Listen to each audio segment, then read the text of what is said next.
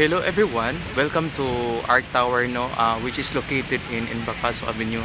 Na ako karon diri kay nag-turn over sa unit sa client. So pagkakaroon ako ipakita nyo ang amenities which is nindot yun kaayo. So kani siya no. Kani akong luyo man siya ang ilang swimming pool which is sa madag ko ni siya. And then kani siya kanang nai-red mo na siya ang swimming pool sa mga bata. Ang nakanil pag yun is na slide background tanawa, diba? Nice kayo, very nice. So dako siya, so dili kay siya boring sa mga pwede sila kadagandagan ba. Pero unsay na kanino sa diri guys no, ilang location the best ko siya for rentals, Airbnb. And then if naka sa city relax siya ano relax siya tanawa kung luyo view.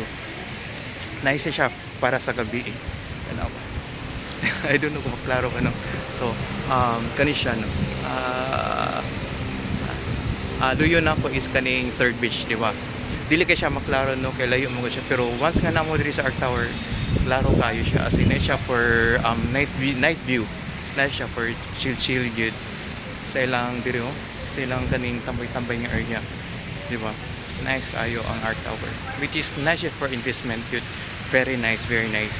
If napami available units of interested mo view, and then message lang anytime, and then magpa-schedule ka, and then basig na mo ba makuha. So taas ang kuan ang Art Tower, nice siya for investment. And then aside sa nice investment, nindot yun siya, as in nindot yun siya, promise. Tanaw pa niyo actual, promise. Bye bye, thank you.